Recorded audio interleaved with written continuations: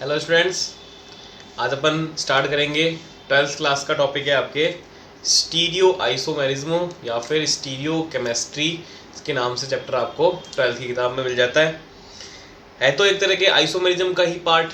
ठीक है, आसान सा टॉपिक है। डायरेक्ट क्वेश्चन भी यहाँ पे आपको मिल जाता है कंपटीशन एग्जाम में, नीट और जेई के अंदर। सीबीएसई की बात करें तो एनसीईआरटी की बुक के अंदर आपको ऐसा कोई चैप्टर दिखाई नहीं देगा, इस नाम से अलग से कोई चैप्टर नहीं है। ये जो 12th की बुक है उसके अंदर ही आपको हर चैप्टर के अंदर थोड़ा थोड़ा स्टीरियो का पार्ट मिल जाता है। लेकिन दूसरे बोर्ड, मेनली राजस्थान बोर्ड की बात करें तो वहाँ आपको ये इंडिविजुअल चैप्टर के फॉर्म में भी मिलता है। क्वेश्चन डायरेक्ट भी स्टीरियो से पूछता है, और अगर इसको क्वेश्चन थोड़ा सा हार्ड बनाना होता है एग्जामिनर को तो ये क्या करता है, रिएक्शन के साथ में स्टीरियो को ऐड कर देता है और क्वेश्चन का लेवल बढ़ जाता है। तो सीखेंगे अपन डायरेक्ट क्वेश्चन कैसे पूछता है, और फिर जब रिएक्शन के साथ स्टीरियो मिला देता है तो फिर वो किस तरह से क्वेश्चन से पूछता है। क्योंकि स्टीरियो एक तरह की आइसोमेरिज्म है तो अपन सबसे पहले स्टार्ट करते हैं आइसोमेरिज्म से ही कि आइसोमेरिज्म होती क्या है। आइसोमेरिज्म की डेफिनेशन पढ़ेंगे, इसके टाइप्स, स्ट्रक्चर और स्टीरियो में से सिर्फ स्टीरियो की बात यहाँ पर करेंगे, स्ट्रक्चर की बात यहाँ पे नहीं करेंगे। स्ट्रक्चर के लिए आपको अलग से वीडियो मिल जाएंगे।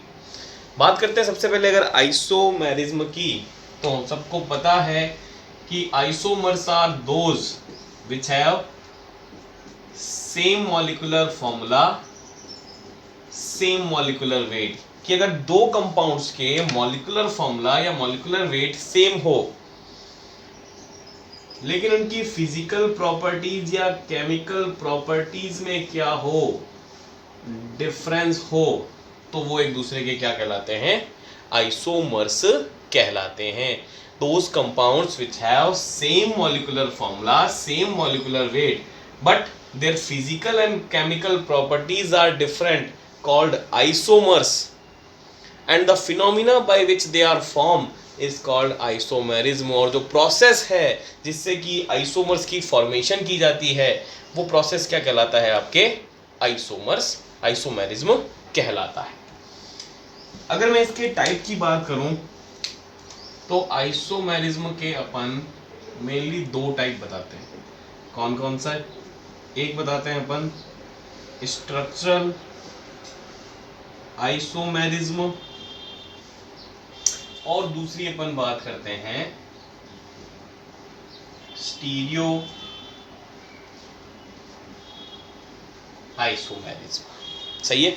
अब चाहे स्ट्रक्चरल आइसोमेरिज्म हो चाहे स्टीरियो आइसोमेरिज्म हो, एक चीज तो हमेशा हर आइसोमेरिज्म में चलती ही चलती है, वो होता है मॉलिक्यूलर फॉर्मूला और मॉलिक्यूलर वेट का सेम होना। अगर molecular formula, molecular weight same है तो ही वो आइसोमर्स की कैटेगरी में जाएंगे। अगर यही सेम नहीं है तो फिर उनमें आइसोमेरिज्म का रिलेशन तो नहीं आएगा, कोई और रिलेशन भले ही आ जाओ। सही है। तो आइसोमर्स के लिए तो मॉलिक्यूलर फॉर्मूला और मॉलिक्यूलर वेट होना जरूरी ही है। अगर वो स्ट्रक्चरल आइसोमर्स हैं तो यहां पर आपको स्ट्रक्चरल फॉर्मूला क्या मिलता है, डिफरेंट मिल जाता है। अगर स्ट्रक्चरल फॉर्मूला डिफरेंट है तो वो कौन सी कैटेगरी होती है, स्ट्रक्चरल आइसोमेरिज्म की कैटेगरी होती है। और अगर molecular formula, molecular weight same है और उसके साथ साथ स्ट्रक्चरल फॉर्मूला भी सेम आ जाए तो अपन को किसके अंदर इंट्रोड्यूस होना पड़ता है, स्टीरियो आइसोमेरिज्म के अंदर इंट्रोड्यूस होना पड़ता है, या स्टीरियो आइसोमेरिज्म से रिलेशन बताने पड़ते हैं। तो अगर दो कार्बनिक कंपाउंड्स हैं जिनके molecular formula, molecular weight same है तो इसका मतलब वो आइसोमर्स तो होंगे। अब कौन से होंगे उसके लिए नेक्स्ट कंडीशन देखो, अगर स्ट्रक्चरल फॉर्मूला डिफरेंट है तो स्ट्रक्चरल आइसोमेरिज्म से देखना पड़ेगा, और अगर स्ट्रक्चरल फॉर्मूला भी सेम आ जाए तो फिर आपको क्या देखना पड़ेगा, वहां पर स्टीरियो आइसोमेरिज्म देखनी पड़ेगी। स्ट्रक्चरल फॉर्मूले से मतलब है कि जो भी एटम्स, मॉलिक्यूल्स या बॉन्ड्स वगैरह वहां पे प्रेजेंट है वो दोनों में क्या होने चाहिए, सेम होने चाहिए, सेम पोजीशन पे। कुल मिला के स्ट्रक्चरल आइसोमेरिज्म अगर कहीं पर नहीं शो हो रही, इसका मतलब वहां पर कौन सी शो होने वाली है, स्टीरियो आइसोमेरिज्म शो होने वाली है। स्ट्रक्चर में अपन देखते हैं डिफरेंट तरह के स्ट्रक्चर्स आपको मिलती है, कहीं पोजीशन में चेंज आता है, कहीं फंक्शनल ग्रुप में चेंज आता है, कहीं चेन में चेंज आता है, यानी कुल मिला के स्ट्रक्चर वहां पे चेंज रहती है। और अगर स्ट्रक्चर ही सेम रह जाए दो कंपाउंड्स की, तो उसके बाद आपको किस में जाना पड़ता है, स्टीरियो के अंदर जाना पड़ता है। आई बात समझ में? तो आइसोमेरिज्म में से स्टीरियो और स्ट्रक्चर को कैसे डिफरेंशिएट करते हो, स्ट्रक्चर फॉर्मूला अगर सेम है तो ही आप स्टीरियो के अंदर जाओगे, अगर स्ट्रक्चर फॉर्मूले में ही डिफरेंस मिल जाएगा तो आपको स्ट्रक्चर आइसोमेरिज्म से ही आपको चेक करना पड़ेगा कि कौन सी आइसोमेरिज्म प्रेजेंट है, जो स्ट्रक्चरल के पार्ट हैं उनमें से। अपन स्टीरियो की बात कर रहे हैं तो अपन स्टीरियो के बारे में ही पढ़ते हैं। निकालता हूं मैं stereo isomerism. Molecular formula, molecular weight आपको यहां क्या मिलेगा, सेम मिलेगा, और साथ साथ में स्ट्रक्चरल फॉर्मूला भी क्या मिलेगा, सेम मिलेगा। ये दोनों सेम मिल गए। तो अब डिफरेंस क्या है, अपन जब भी कोई आइसोमर बताते हैं तो उसमें जिस चीज का डिफरेंस होता है उस चीज से उसके नाम को जाना जाता है। कि अगर दो कंपाउंड में molecular formula, molecular weight same है, चेन में डिफरेंस है तो चेन आइसोमेरिज्म, पोजीशन में डिफरेंस है पोजीशन आइसोमेरिज्म, फंक्शनल ग्रुप में डिफरेंस है तो फंक्शनल ग्रुप आइसोमेरिज्म। उसी तरह से स्टीरियो के अंदर क्या चीज चेंज मिलेगी कि उससे अपने को पहचान में आएगा कि ये कंपाउंड स्टीरियो आइसोमेरिज्म शो कर रहा है। तो देखो सेम तो मॉलिक्यूलर फॉर्मूला, मॉलिक्यूलर वेट और स्ट्रक्चर फॉर्मूला रहेगा, डिफरेंट जो चीज आपको यहां मिलेगी वो मिलेगा 3D arrangement of groups and atoms around a stereo center। ये क्या मिलेगा आपको, डिफरेंट मिलेगा। तो वो एक दूसरे के क्या कहलाएंगे, स्टीरियो आइसोमर्स कहलाएंगे। अगर दो ऑर्गेनिक के कंपाउंड्स जिनके मॉलिक्यूलर फॉर्मूला, मॉलिक्यूलर वेट और स्ट्रक्चर फॉर्मूला सेम है, लेकिन किसी स्टीरियो सेंटर के अराउंड उनके कोई ग्रुप का या किसी एटम का अगर 3D अरेंजमेंट डिफरेंट है तो वो एक दूसरे के स्टीरियो आइसोमर्स कहलाएंगे, और जिस फिनोमिना से उनकी फॉर्मेशन होगी वो फिनोमिना क्या कहलाएगा, स्टीरियो आइसोमेरिज्म कहलाएगा। एक सिंपल से एग्जांपल से इस चीज को समझाता हूं। मैंने लिया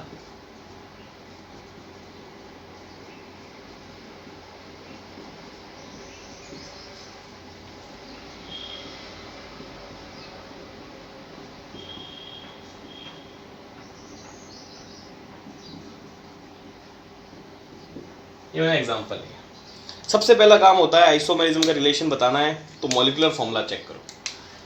1 2 3 4 कार्बन है, 3 3 6 और 2 8 हाइड्रोजन है। C4H8 इसका मॉलिक्यूलर फॉर्मूला है और इसका मॉलिक्यूलर फॉर्मूला भी C4H8 है, आप चेक कर सकते हो। मॉलिक्यूलर फॉर्मूला सेम है तो ऑब्वियसली बात है मॉलिक्यूलर वेट भी सेम आएगा। मैं स्ट्रक्चर फॉर्मूला चेक करता हूँ। देखो यहाँ पे भी दो मैथिल ग्रुप है, यहाँ पे भी दो मैथिल ग्रुप है, यहाँ पे भी दो हाइड्रोजन है, यहाँ पे भी दो हाइड्रोजन है, यहाँ पे भी एक डबल बॉन्ड है, यहाँ पे भी एक डबल बॉन्ड है, यहाँ भी डबल बॉन्ड 2 नंबर पे है और यहाँ भी डबल बॉन्ड 2 नंबर पे है, यानी कि पूरा स्ट्रक्चर फॉर्मूला सेम है। यहाँ स्ट्रक्चर फॉर्मूले से मतलब ये नहीं है कि वो दिखने में अलग होने चाहिए, दिखने से स्ट्रक्चर का मतलब नहीं है। स्ट्रक्चर से मतलब है कि उसके अंदर क्या कंटेंट है, वो कंटेंट सारा क्या होना चाहिए, सेम होना चाहिए।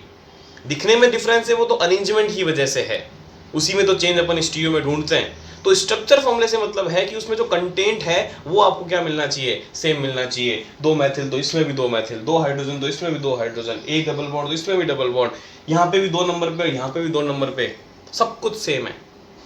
डिफरेंस क्या है, डिफरेंस है ये मैथिल ग्रुप या फिर हाइड्रोजन के अरेंजमेंट का। किसके अलोंग, इस एल्कीन के अलोंग। इस एल्कीन के अलोंग अगर मैं बात करूं तो इस कंपाउंड में ये दोनों मैथिल सेम साइड है, जबकि इसके अंदर ये दोनों मैथिल अपोजिट साइड है। चाहे मैथिल के रेस्पेक्ट में देख लो, चाहे हाइड्रोजन के रेस्पेक्ट में देख लो। हाइड्रोजन के रेस्पेक्ट में भी क्या है, इस एल्कीन के अराउंड दोनों हाइड्रोजन सेम साइड, और जबकि यहाँ पे क्या है, दोनों हाइड्रोजन अपोजिट साइड में है। तो ये एल्कीन मेरे यहाँ पे क्या है, स्टीरियो सेंटर है, जिसके अलोंग में क्या चेक कर रहा हूँ, ग्रुप्स और एटम्स की पोजीशन चेक कर रहा हूँ। तो स्टीरियो सेंटर की डेफिनेशन क्या हो जाएगी, स्टीरियो सेंटर की डेफिनेशन ये हो जाएगी कि किसी मॉलिक्यूल में वो सेंटर जिसके अराउंड स्टीरियो आइसोमेरिज्म चेक की जाती है वो क्या कहलाता है, आपके स्टीरियो सेंटर कहलाता है। जैसे यहाँ मैं जो ग्रुप्स की पोजीशन या फिर अरेंजमेंट चेक कर रहा हूँ वो इस डबल बॉन्ड के रेस्पेक्ट में कर रहा हूँ, तो ये डबल बॉन्ड मेरे यहाँ पे क्या बनेगा, स्टीरियो सेंटर बनेगा। तो इस डबल बॉन्ड यानी स्टीरियो सेंटर के अलाउंग यहाँ पे दोनों मेथिल सेम साइड, यहाँ दोनों मेथिल अपोजिट साइड, इसका मतलब मैं क्या कह दूंगा, ये एक दूसरे के क्या है, स्टीरियो आइसोमर्स हैं। क्या कहलाएंगे, एक दूसरे के स्टीरियो आइसोमर्स कहलाएंगे। सही है। और जिस फिनोमिना से इनकी फॉर्मेशन होती है वो फिनोमिना स्टीरियो आइसोमेरिज्म कहलाएगा। आई बात समझ में। तो ये स्टीरियो आइसोमेरिज्म की डेफिनेशन और उसके एक एग्जांपल। अब बात करते हैं इसके टाइप। मेनली अपन दो टाइप बताते हैं। एक होता है आपके पास कॉन्फिगरेशनल, जिसको आप विन्यासी भी बोलते हो, और दूसरा होता है आपके पास कन्फर्मर्स, जिसे आप सरूपण समावेशी भी बोलते हो। कॉन्फिगरेशनल और आपके कन्फर्मेशनल। हम कॉन्फिगरेशनल को आगे और दो पार्ट के अंदर डिवाइड करके पढ़ेंगे। एक पढ़ेंगे ज्योमेट्रिकल आइसोमेरिज्म और दूसरा पढ़ेंगे ऑप्टिकल आइसोमेरिज्म। जबकि सरूपण के ऐसे कोई तरह के टाइप आपको नहीं है, ये इंडिविजुअली अपने पढ़ी जाती है। सही है। तो मेनली अपन जो पढ़ने वाले हैं वो ज्योमेट्रिकल, ऑप्टिकल और कन्फर्म, ये तीन आइसोमेरिज्म के बारे में पढ़ेंगे। सबसे पहले बात करते हैं कि कॉन्फिगरेशनल में और कन्फर्मर में डिफरेंस क्या होता है, difference between conformers and configurational. देखो सबसे पहला जो डिफरेंस यहाँ पे बताया जाता है वो ये बताया जाता है, जो कॉन्फिगरेशनल होते हैं वो नॉन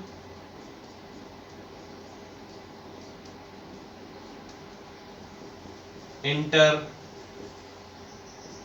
कन्वर्टेबल होते हैं। यानी अगर दो मॉलिक्यूल में कॉन्फिगरेशनल आइसोमेरिज्म यानी विन्यासी समावयवता का रिलेशन है तो वो एक दूसरे में चेंज नहीं हो सकते, यानी वो नॉन इंटर कन्वर्टेबल होते हैं। जबकि अगर दो कंपाउंड के अंदर कन्फर्मर का रिलेशन आएगा तो वो एक दूसरे में क्या होंगे, इंटर कन्वर्टेबल होंगे। सही है। तो ये नॉन इंटर कन्वर्टेबल है, यानी एक दूसरे में चेंज नहीं हो सकते, डिफरेंस ही रहते हैं, तो आप आसानी से इनको सेपरेट कर सकते हो। तो मैं यहां पे क्या लिख सकता हूं, इजीली सेपरेटेबल, यानी कि आप इनको आसानी से सेपरेट कर सकते हो, डिफरेंट कर सकते हो। जबकि यहां क्या लिखूंगा,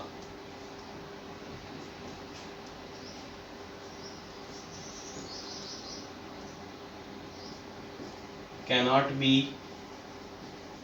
separated at room temperature।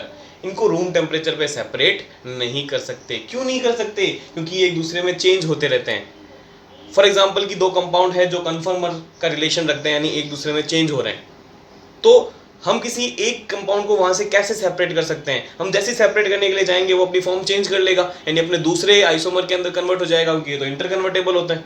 यानी कि हम इनको आपस में सेपरेट नहीं कर सकते, क्योंकि एक दूसरे में बहुत फास्ट क्या होते हैं, इंटर कन्वर्टेबल होते हैं।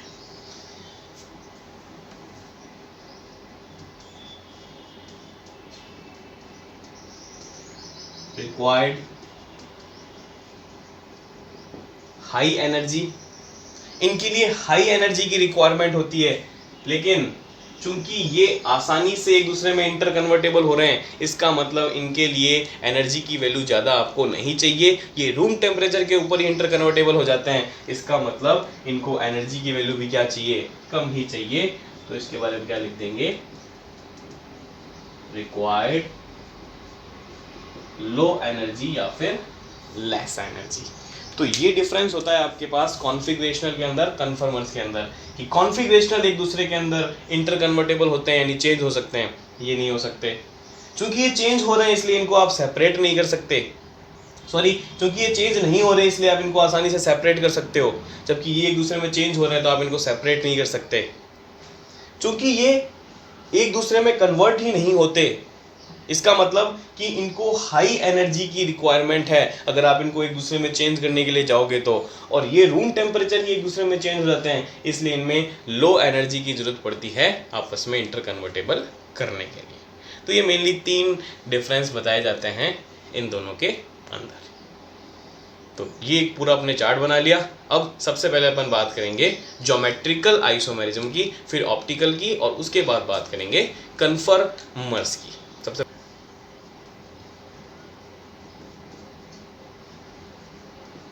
ज्योमेट्रिकल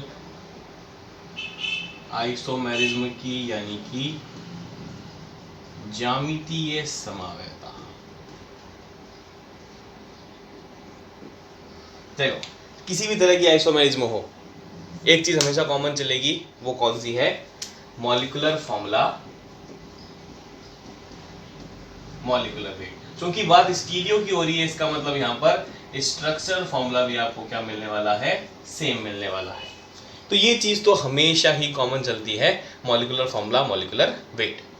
स्ट्रक्चर है तो स्ट्रक्चर फॉर्मूला डिफरेंट हो जाएगा, और अगर स्टीरियो है तो स्ट्रक्चर फॉर्मूला भी सेम हो जाएगा। अब खास बात क्या है ज्योमेट्रिकल की? तो देखो, ज्योमेट्रिकल की खास बात लिखता हूं, it is arises due to restricted rotation. It is arises due to restricted rotation. Restricted rotation का मतलब क्या हो गया आपके पास? प्रतिबंधित घूर्णन। अगर कहीं पर प्रतिबंधित घूर्णन उपस्थित है, रेस्ट्रिक्टेड रोटेशन प्रेजेंट है, तो वहां पे ज्योमेट्रिकल आइसोमेरिज्म उत्पन्न हो सकती है या फिर अराइज हो सकती है। ज्योमेट्रिकल आइसोमेरिज्म हो सकती है, ऐसा नहीं है कि अगर रेस्ट्रिक्टेड रोटेशन हो गया तो होगी ही होगी, इस बात को दिमाग में बिठा लेना। अगर रेस्ट्रिक्टेड रोटेशन है, मॉलिक्यूलर फॉर्मूला, मॉलिक्यूलर वेट ये सब सेम है, तो ज्योमेट्रिकल आइसोमेरिज्म हो सकती है। कंफर्म होगी या नहीं होगी उसके लिए कुछ कंडीशंस हैं जो कि आगे बताएंगे। वो कंडीशन चेक करनी पड़ेगी आपको मॉलिक्यूल्स पे। वो कंडीशन अगर लग जाएगी और ये सारी कंडीशन लग जाएगी तो वो मॉलिक्यूल ज्योमेट्रिकल आइसोमेरिज्म शो करेगा, 100% करेगा या 100% नहीं करेगा, उसके लिए आपको कंडीशन चेक करनी पड़ेगी। चलो, लेकिन सबसे पहले बात करते हैं कि ये रेस्ट्रिक्टेड रोटेशन एक्चुअल में क्या होता है। तो देखो, रेस्ट्रिक्टेड रोटेशन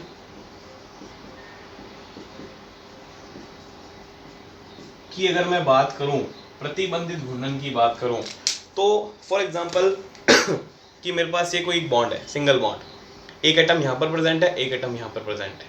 मुझे इन दोनों एटम को एक दूसरे के रेस्पेक्ट में रोटेट करना है। बहुत आसानी से रोटेट हो जाएगा, सिंगल बॉन्ड है, कोई दिक्कत नहीं है, बॉन्ड रोटेट हो जाएगा सिंगल, दोनों एटम के रेस्पेक्ट में, यानी दोनों एटम एक दूसरे के रेस्पेक्ट में घूम जाएंगे। तो ये है अलाउड रोटेशन, यानी कि ये घूर्णन क्या है? हो सकता है आसानी से, अलाउड है ये घूर्णन।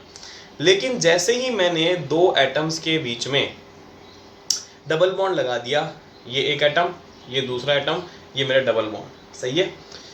अब मैं इन दोनों एटम्स को एक दूसरे के रेस्पेक्ट में घुमाना चाहता हूं, तो देखो आप नहीं घुमा सकते। अगर आप घुमाने के लिए जाओगे तो ये इस तरह से क्या आ जाएगा? बीच में क्रॉस आ जाएगा, यानी कि जैसे ही डबल बॉन्ड आया वैसे ही इन दोनों का अलाउड रोटेशन क्या हो गया? खत्म हो गया। तो अब ये जो रोटेशन में रेस्ट्रिक्शन आ रहा है, इसी को बोला जाता है रेस्ट्रिक्टेड रोटेशन, यानी प्रतिबंधित घूर्णन। यानी डबल बॉन्ड के आते ही इन दोनों एटम्स में क्या आ गया? रेस्ट्रिक्टेड रोटेशन आ गया, प्रतिबंधित घूर्णन आ गया। और यही रेस्ट्रिक्टेड रोटेशन क्या अराइज करता है? ज्योमेट्रिकल आइसोमेरिज्म अराइज करता है। तो बात समझ में आई? रेस्ट्रिक्टेड रोटेशन का मतलब अगर दो एटम एक दूसरे के रेस्पेक्ट में नहीं घूम रहे, उनके बीच का रोटेशन रेस्ट्रिक्ट हो गया, तो उसको बोला जाएगा रेस्ट्रिक्टेड रोटेशन, सही है। अब रेस्ट्रिक्टेड रोटेशन आपको कहां कहां देखने को मिल सकता है? ये रेस्ट्रिक्टेड रोटेशन आपको कार्बन डबल बॉन्ड ऑक्सीजन में देखने को मिल सकता है, कार्बन डबल बॉन्ड नाइट्रोजन में देखने को मिल सकता है, कार्बन डबल बॉन्ड कार्बन में देखने को मिल सकता है, कार्बन ट्रिपल बॉन्ड कार्बन में देखने को मिल सकता है, नाइट्रोजन डबल बॉन्ड नाइट्रोजन में देखने को मिल सकता है। इसके अलावा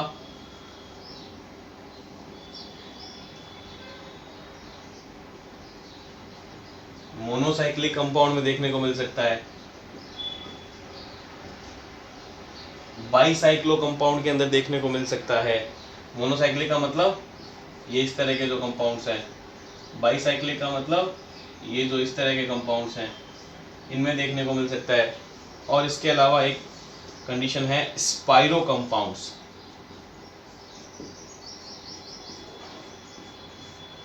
जब बहुत सारी रिंग्स आपस में इस तरह से जुड़ जाती है तो ये स्पाइरो कंपाउंड्स हैं। यहाँ पे भी आपको ज्योमेट्रिकल आइसोमेरिज्म दिखाई दे सकती है।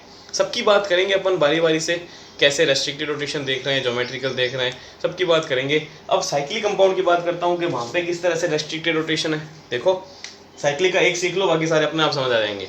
ये समझ लो कोई साइक्लिक कंपाउंड है, ठीक है, एक एटम यहाँ प्रेजेंट है, एक एटम यहाँ प्रेजेंट है, इन दोनों को एक दूसरे के रेस्पेक्ट में घुमाना चाहता हूँ, घुमाओ। नहीं घुमा पाऊंगा, ये यहाँ से क्या है, जॉइंट हो रखा है, घुमाने के लिए बॉन्ड तोड़ना पड़ेगा। बॉन्ड टूट गया तो फिर साइक्लिक कंपाउंड का क्या मतलब है, फिर तो साइक्लिक ही टूट गई आपकी। इसका मतलब आप एक साइक्लिक कंपाउंड में भी दो एटम को नहीं घुमा सकते, इसलिए यहाँ यहाँ यहाँ इन सब जगह क्या प्रेजेंट है, रेस्ट्रिक्टेड रोटेशन प्रेजेंट है। आई बात सुन में? तो ये वो कंपाउंड्स हैं जिनमें रेस्ट्रिक्टेड रोटेशन है, ये और इसके जैसे दूसरे। अब ऑक्सीजन की जगह सल्फर लग जाएगा कार्बन के साथ तो भी कोई बात नहीं। कुल मिला के दोनों एटम्स में क्या होना चाहिए, रेस्ट्रिक्टेड रोटेशन वहां पे प्रेजेंट होना चाहिए। तो सबसे पहले तो कंडीशन वही molecular formula, molecular weight, structure formula, वो तो स्टीरियो आइसोमेरिज्म की नेसेसरी कंडीशन है। ज्योमेट्रिकल के लिए सबसे पहले आपको रेस्ट्रिक्टेड रोटेशन देखना पड़ेगा, और रेस्ट्रिक्टेड रोटेशन के बाद आपको दो कंडीशन लगानी पड़ेगी उसके ऊपर, उस यौगिक के ऊपर, उस कंपाउंड के ऊपर। अगर वो दो कंडीशन फुलफिल कर रहा है तो वो 100% ज्योमेट्रिकल देगा, वरना नहीं देगा। बात करते हैं इसकी कंडीशन की कि क्या है कंडीशन। और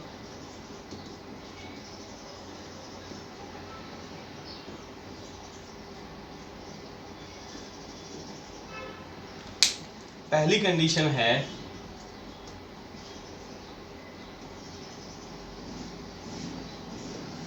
to different atoms must be present on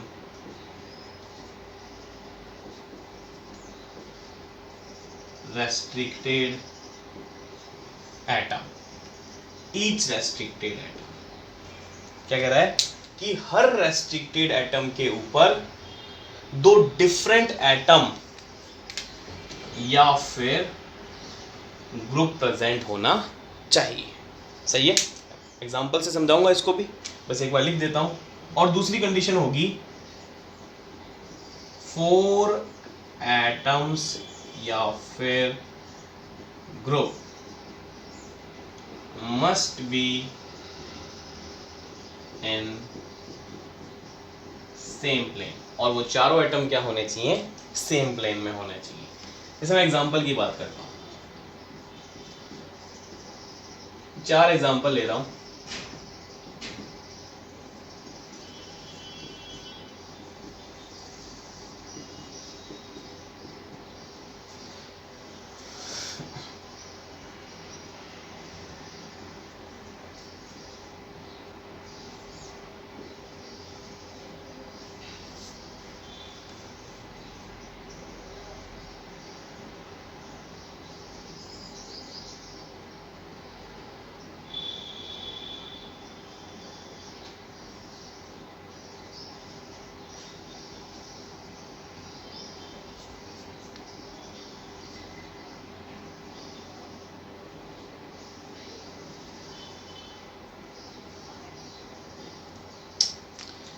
ये 4 कंपाउंड हैं।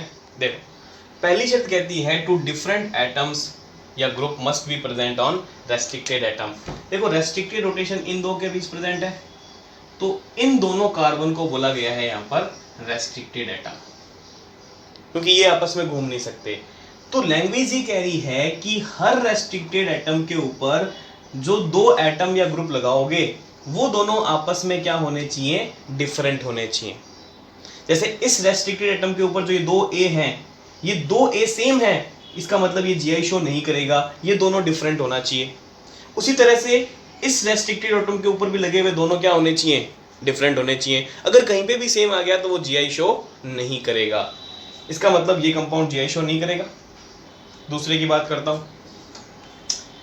ये दोनों मेरे रेस्ट्रिक्टेड एटम है, इसके ऊपर लगे हुए दोनों ग्रुप क्या होने चाहिए, चेंज होने चाहिए, जबकि ये क्या लगे हुए हैं, सेम लगे हुए। इसके ऊपर भी लगे हुए दोनों सेम है, इसके ऊपर भी लगे हुए दोनों सेम है, इसका मतलब ये भी जीआई शो नहीं करेगा। इसकी बात करता हूं, इस रेस्ट्रिक्टेड एटम के ऊपर लगे हुए दोनों ग्रुप ए और बी डिफरेंट है, और इस रेस्ट्रिक्टेड एटम के ऊपर लगे हुए भी दोनों ग्रुप क्या है, डिफरेंट है। ये आपस में भले ही सेम हो, लेकिन हर रेस्ट्रिक्टेड एटम के ऊपर इंडिविजुअल अपने को देखना है लगे हुए दोनों ग्रुप्स और एटम को। इसके ऊपर दो कौन कौन लगे हुए हैं, ए और बी, ये डिफरेंट है ना, इसका मतलब कंडीशन फुलफिल है। इसके ऊपर लगे हुए ये दोनों डिफरेंट है ना, इसका मतलब कंडीशन फुलफिल है। ये आपस में सेम हो या फिर आपस में चेंज आ जाए, उससे कोई फर्क नहीं पड़ता, ये भी जीआई शो करेगा और ये भी जीआई शो करेगा। देख लो, इस कार्बन के ऊपर ए बी चेंज है, इस कार्बन के ऊपर सी डी चेंज है। अब ये आपस में भी डिफरेंस है, कोई बात नहीं, ये आपस में सेम है, कोई बात नहीं, बस बात ये है कि हर रेस्ट्रिक्टेड एटम के ऊपर लगे हुए दोनों ग्रुप क्या होने चाहिए, डिफरेंट होने चाहिए, चाहे ग्रुप हो चाहे एटम हो। अगर एक भी सेम आ गया ना, अगर ऐसी कंडीशन भी आ गई आपके पास ए बी सी सी, तो ये दोनों तो कंडीशन फुलफिल कर रहे हैं, लेकिन यहां कंडीशन फुलफिल नहीं हो रही, दोनों सेम आ गए, इसका मतलब ये कंपाउंड जीआई शो नहीं करेगा। हर रेस्ट्रिक्टेड एटम के ऊपर लगे हुए दोनों एटम्स और ग्रुप क्या होने चाहिए, डिफरेंट होने चाहिए, और वो दोनों क्या होने चाहिए, एक ही प्लेन में होने चाहिए। जब भी एक डबल बॉन्ड होगा sp2 ये हमेशा क्या आएंगे आपके पास, एक ही प्लेन के अंदर आएंगे। यानी दूसरी कंडीशन तो मेनली आपको हर बार फुलफिल मिल जाती है, जहां चेंज मिलेगी वहां आपको बता दूंगा। मेन बात है पहली कंडीशन, आपको पहली कंडीशन देखनी आनी चाहिए। कुछ एग्जांपल्स लिख रहा हूं, फिर उसको सॉल्व करते हैं, देखते हैं कि कौन जीआई शो करता है और कौन जीआई शो नहीं करता। कंडीशन वही, two different group atom must be present on each restricted atom. तो इस रेस्ट्रिक्टेड एटम, इस कार्बन के ऊपर दोनों हाइड्रोजन लगी हुई है, इसका मतलब ये जीआई नहीं देगा, डिफरेंट होना चाहिए। यहाँ पे अगर मैं बात करूं तो यहाँ पे दो हाइड्रोजन सेम है, यहाँ पे दोनों मैथिल सेम है, इसका मतलब ये भी शो नहीं करेगा। यहाँ पे ये दोनों रेस्ट्रिक्टेड है, BrCl, यहाँ तो चेंज मिल गया, डिफरेंट मिल गए, लेकिन ये दोनों क्या आ गए, सेम आ गए, इसका मतलब ये भी जीआई शो नहीं करेगा। Cl Br डिफरेंट है, BrCl, यानी इस दोनों पे लगे हुए दोनों ग्रुप डिफरेंट, इस कार्बन पे लगे हुए दोनों डिफरेंट, इसका मतलब ये जीआई शो करेगा। अब ये जीआई शो करेगा। यहां बात करता हूं, ये दोनों मेरे रेस्ट्रिक्टेड एटम है, इधर लगा हुआ है मैथिल, इधर लगा हुआ हाइड्रोजन, कंडीशन फुलफिल है। लेकिन देखो यहाँ पे लगा हुआ है कार्बन, यहाँ पे लगा हुआ है कार्बन, दोनों कार्बन एक जैसे हैं, sp3 हाइब्रिडाइज्ड, ठीक है, तो एक दोनों कार्बन सेम है। अगर आपके पास कोई लॉन्ग चेन वाला कंपाउंड हो ना, और अगर पहला आइटम सेम मिल जाए तो आपको बाद वाले आइटम्स भी देखने पड़ते हैं एक बार। जैसे कि इसके आगे ये कार्बन 2 डिग्री, ये कार्बन 2 डिग्री, ये भी सेम है, और ये कॉमन कार्बन है, इसको काउंट नहीं किया जाता। यानी यहाँ पर पूरा आपको क्या मिल रहा है, सेम मिल रहा है, इसका मतलब ये भी जीआई शो नहीं करेगा। नेक्स्ट एग्जांपल गौर से देखो, ये दो रेस्ट्रिक्टेड है, इसके ऊपर मैथिल, इसके ऊपर हाइड्रोजन चेंज है। इस एटम की बात करता हूं, यहाँ पे कार्बन, यहाँ पे कार्बन, कार्बन कार्बन तो सेम है, लेकिन ये कार्बन sp3 हाइब्रिडाइज है और ये कार्बन sp2 हाइब्रिडाइज है, दोनों की नेचर में डिफरेंस है। नेचर में डिफरेंस है तो भी डिफरेंट में ही काउंट होगा, इसका मतलब ये कंपाउंड भी क्या करेगा, जीआई शो करेगा। तो पहला आइटम सेम आ जाए तो उनकी नेचर देखो, नेचर सेम हो तो नेक्स्ट पे जाओ, जब तक चेंज नहीं मिल जाए या लास्ट तक जब तक चेक नहीं हो जाता तब तक आपको चेक करते रहना है वहां पे। जैसे यहां बात करता हूं, ये दो रेस्ट्रिक्टेड है, इसके ऊपर कार्बन, इसके ऊपर कार्बन सेम है, दोनों की नेचर भी सेम है, ये दोनों भी सेम है, कॉमन को छोड़ दो, ये दोनों सेम है, ये दोनों सेम है, कॉमन को छोड़ दो, कुल मिला के पूरे ही सेम है, इसका मतलब यहाँ पे जीआई नहीं है। यहाँ बात करता हूँ, ये रेस्ट्रिक्टेड, ये रेस्ट्रिक्टेड, इस पे लगे हुए दोनों group carbon carbon same, nature भी सेम। आगे जाता हूँ, कार्बन कार्बन सेम, नेचर भी सेम, कॉमन को छोड़ दो, सेम है, NACI शो नहीं करेगा। यहाँ देखना ध्यान से, ये रेस्ट्रिक्टेड एटम, इसके ऊपर ये ग्रुप कार्बन, ये कार्बन, लेकिन ये 2 डिग्री कार्बन है और ये 3 डिग्री कार्बन है, क्योंकि इस कार्बन के ऊपर तो 2 हाइड्रोजन लगी हुई है, जबकि इस कार्बन के ऊपर एक हाइड्रोजन और एक मैथिल ग्रुप लगा हुआ है, यानी ये 3 डिग्री और 2 डिग्री है, नेचर अलग अलग है। इसका मतलब यहाँ तो कंडीशन फुलफिल हो गई, लेकिन यहाँ पर क्या है, दोनों सेम आ गए, कंडीशन फुलफिल नहीं हुई, इसका मतलब ये GI शो नहीं करेगा। सेम उसी तरह से यहाँ भी आप अगर गौर करें अपन, तो ये 2 डिग्री, ये 3 डिग्री, तो इस कार्बन के ऊपर तो दोनों कार्बन जो लगे हुए हैं वो डिफरेंट नेचर के हैं, लेकिन यहाँ पर तो दोनों कार्बन लगे हुए हैं सेम नेचर के, आगे वाले भी सेम नेचर के, कॉमन को देखते नहीं है, इसका मतलब ये भी GI शो नहीं करेगा। तो इस तरह से आप ये कंडीशन फॉलो करते हो कंपाउंड्स के ऊपर।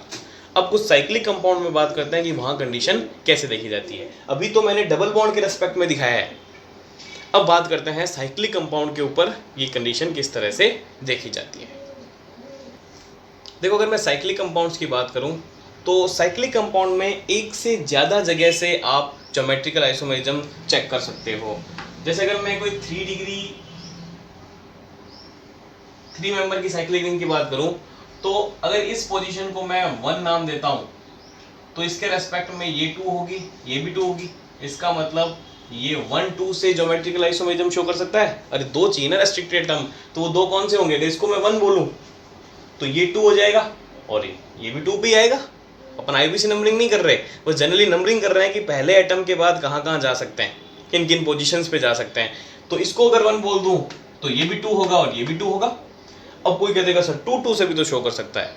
अरे 2 2 से शो करेगा तो वो बात एक ही है, आप यहाँ से शो करवाने जा रहे हो तो इसको 1 नंबर दे दो, तो ये 1 और 2 हो जाएगा ना भाई। आप अगर यहाँ से देख रहे हो तो इसको 1 नंबर दो, तो इसके रेस्पेक्ट में ये 2 और ये 2 आएगा, तो 1 और 2 ही। कुल मिला के पास पास की तो 2 एटम होंगे, 1 और 2, यानी एक और उसके पास वाला दूसरा। अब वो कोई सा भी ले सकते हो, ये दोनों ले सकते हो, ये दोनों ले सकते हो, ये दोनों ले सकते हो, कुल मिला के वो रहेंगे तो पास पास ही, क्योंकि आप जहाँ से लोगे आपको वहाँ 1 नंबर देना पड़ेगा और उसके नेक्स्ट वाला तो हमेशा 2 नंबर ही होगा। मैं यहाँ से देख रहा हूँ तो इसको 1 नंबर दे दिया, आप इन दोनों में देख रहे हो तो आप यहाँ से इसको देख रहे हो तो ये 1 नंबर होगा और ये 2 नंबर होगा, आएगा तो 1 2 ही। नेक्स्ट देखो,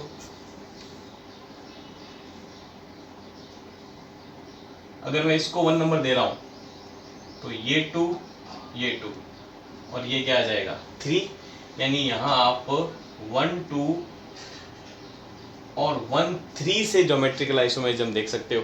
अब कोई कहेगा सर 2 3 से भी तो देख सकता हूँ। अरे भाई, जब तू 2 3 के लिए यहाँ जाएगा देखने के लिए, यानी तू इन दोनों को देख रहा है, तो देखो इसको 1 नंबर देना पड़ेगा, तो ये तो आया तो 2 पे ही। 2 3 पास पास वाले ही तो हैं, यानी 2 3 को 1 2 तो भी तो बोल सकते हो, क्योंकि आप जब 2 3 को देखने के लिए जा रहे हो इसके अकॉर्डिंग, इसका मतलब आपने उस 2 और 3 पास पास वाले को देखा, तो आपके लिए वो 2 वाला 1 बन जाएगा अब, क्योंकि आप उस 2 3 को देख रहे हो। तो आप जब सबसे पहले जहाँ पहुँच जाते हो ना, उसको आपको 1 नंबर देना पड़ता है, और पास पास वाले रहेंगे तो वो 1 2 कैटेगरी तो हुई। अब 2 3 बोलो चाहे 1 2 बोलो, बात तो एक ही है। कुल मिला के कहने की बात है कि पास पास वाले यहाँ आप कहाँ देख सकते हो, आप पास पास वाले एटम पे देख सकते हो, और एक एटम छोड़ के आप ये 1 3 वाले के ऊपर भी देख सकते हो। आई बात समझ में? 5 मेंबर लिंक ले लूँगा, इसको 1 नंबर दिया, इसको 2 नंबर देना पड़ेगा, इसको 2 नंबर, यानी यहाँ पे आप 1 2 और 1 3 से देख सकते हो।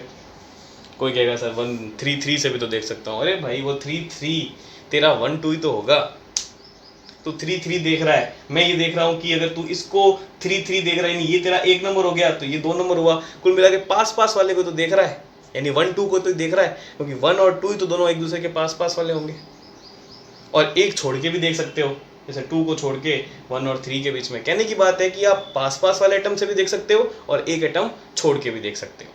भाई, कोई भी 2 एटम पकड़ सकते हो आप साइक्लिक रिंग के अंदर, कोई से भी 2 एटम पकड़ सकते हो।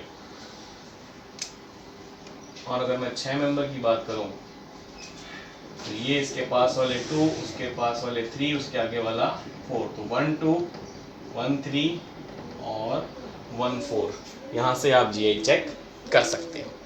इनमें से कहीं पे भी कंडीशन फुलफिल मिल जाए, 1 2 पे ना मिले 1 3 पे मिल जाए, 1 2 पे ना मिले 1 4 पे मिल जाए, कहीं पे भी मिल गई ना, कंपाउंड GI शो करेगा। चेक करते हैं। देखो जैसे यहाँ मुझे ये पता चल रहा है कि अगर GI मिलेगी तो इन दोनों से मिलेगी, तो ये 1 2 ही तो है। चेक करता हूँ, इस पे लगे हुए ClBr अलग अलग, इस पे लगे हुए हाइड्रोजन Br अलग अलग, यानी ये GI शो करेगा। इसके अंदर अगर GI की कंडीशन मिलेगी तो इन दोनों से मिलेगी। भाई इससे तो मिलने से नहीं होगी, इसके ऊपर तो 2 क्या लग गई, हाइड्रोजन, यानी अगर ये रेस्ट्रिक्टेड एटम होगा तो इसके लगे हुए 2 हाइड्रोजन है, कंडीशन फुलफिल नहीं होगी। तो मुझे साफ साफ दिख रहा है कि अगर कंडीशन मिलेगी तो वो इन दोनों पे मिल सकती है, इस पे तो मिलने से नहीं होगी। यहाँ तो 2 हाइड्रोजन सबको दिख रही है। यहाँ चेक कर लेता हूँ, hydrogen chlorine different, hydrogen chlorine different, condition fulfilled. अब इसकी बात करता हूँ। अगर इसमें 1 2 के ऊपर जाऊं तो ये 1 है, तो ये 2 और ये 2 है। अब मुझे साफ साफ दिख रहा है कि 2 के ऊपर तो 2 हाइड्रोजन है, तो अगर मैं इसको रेस्ट्रिक्टेड एटम बनाऊंगा तो कंडीशन फुलफिल नहीं होगी। तो मुझे ऑटोमेटिकली पता चल जाएगा कि मुझे 1 2 को नहीं देखना, मुझे 1 और 3 को देखना है। और वैसे भी जब मैं इसके ऊपर नजर डालता हूँ तो मुझे हमेशा 1 3 ही दिखाई देगा, क्योंकि मुझे पता चल गया कि सेम नहीं हो सकता। सेम होते ही उसको वैसे ही अपन किनारे कर देंगे, 2 हाइड्रोजन दिखते ही वैसे ही पता चल जाएगा कि ये एटम तो शो करेगा नहीं, ये करेगा। यहाँ कंडीशन देखता हूँ, इसके ऊपर लगे हुए हाइड्रोजन मैथिल अलग अलग, इसके ऊपर लगे हुए हाइड्रोजन मैथिल अलग अलग, कंपाउंड GI शो कर देगा। इसकी बात करता हूँ, 1 2 से देख लूँ, क्योंकि यहाँ से तो देखने से रहा, इस वाले से तो मिलने नहीं, यानी इन दोनों से देख लेता हूँ। क्लोरीन ब्रोमीन अलग अलग, हाइड्रोजन हाइड्रोजन सेम आ गई, नॉट कंडीशन फुलफिल्ड। नेक्स्ट, ये दोनों रेस्ट्रिक्टेड, हाइड्रोजन मैथिल अलग अलग, इसके भी हाइड्रोजन मैथिल, इसके ऊपर लगे हुए दोनों अलग अलग। ये आपस में सेम हो सकते हैं, इस बात को भूल मत जाना, थोड़ी देर बाद भूल जाते हैं कि सेम आ गए। अरे इंडिविजुअली डिफरेंट होने चाहिए, आपस में सेम हो सकते हैं। इसकी बात करता हूँ, भाई इस रिंग का मैं इन दोनों से तो देख नहीं सकता, यानी इस पूरी रिंग में मैं कोई भी 2 एटम पे नहीं देख सकता। मैं ये कोशिश करता हूँ इस रिंग का दूसरे वाली रिंग के साथ देखने के लिए जाता हूँ, यानी इसका मैं इसके साथ देखता हूँ। सही है। अब इसके साथ मैं देख नहीं सकता, क्यों? क्योंकि इन दोनों रिंग के बीच में तो सिंगल बॉन्ड है ना, और सिंगल बॉन्ड में तो अलाउड रोटेशन होता है, यानी कि मैं एक इंडिविजुअल रिंग में ही देख सकता हूँ। मैं दूसरी रिंग के साथ अगर वो सिंगल बॉन्ड से जुड़ा हुआ है तो वहां मैं नहीं देख सकता। अगर कोई ये कहता है कि सर मैं इसका इस रेस्ट्रिक्टेड एटम का इस रेस्ट्रिक्टेड एटम के साथ देखना चाहता हूं, तो बेटा दोनों के बीच में सिंगल बॉन्ड है, नहीं देख सकता। कोई कहेगा सर सिंगल बॉन्ड तो यहाँ पे भी है, लेकिन ये साइक्लिक फॉर्म में बना हुआ है ना, ये साइक्लिक फॉर्म में कहाँ है, ये दोनों तो इंडिविजुअल सिंगल है, ये तो आसानी से घूम जाएंगे। ये रिंग अपनी अलग घूम जाएगी, ये रिंग अलग घूम जाएगी, यानी यहाँ पे भी GI नहीं होगा। इसकी बात करता हूँ, इन दोनों को चेक करता हूँ, क्योंकि यहाँ पे तो मुझे क्या मिल गई, हाइड्रोजन। यहाँ पर देखो एक हाइड्रोजन और एक ये पूरा कंपाउंड लगा हुआ है, डिफरेंट है। यहाँ पे एक हाइड्रोजन एक क्लोरीन लगी हुई है, देखो। अब ये मेरे तो डिफरेंट टाइप के आगे दूसरे एटम्स लग के कार्बन के अलावा, तो देखो अब ये दोनों मेरे रेस्ट्रिक्टेड हो गए। इसके ऊपर हाइड्रोजन मैथिल अलग अलग, इसके ऊपर OH। अब नाइट्रोजन के ऊपर एक लॉन पेयर है, तो लॉन पेयर भी एक स्पीसीज में ही काउंट होगा और एक डिफरेंट स्पीसीज में काउंट होगा, यानी ये भी GI दे देगा। ये दोनों restricted, hydrogen lone pair different, hydrogen lone pair different, lone pair भी काउंट होगा डिफरेंट में, दे देगा। अब ये दोनों मेरे रेस्ट्रिक्टेड हो गए, methyl hydrogen different, lone pair same आ गए। अब दोनों स्पीसीज सेम आ गए, अब नहीं देगा। मैथिल हाइड्रोजन अलग अलग, ये ऑक्सीजन ही है, सॉरी ये ऑक्सीजन ही है। लॉन पेयर OH दोनों डिफरेंट, इधर ये दोनों डिफरेंट, इधर ये दोनों डिफरेंट, इसका मतलब GI शो कर देगा।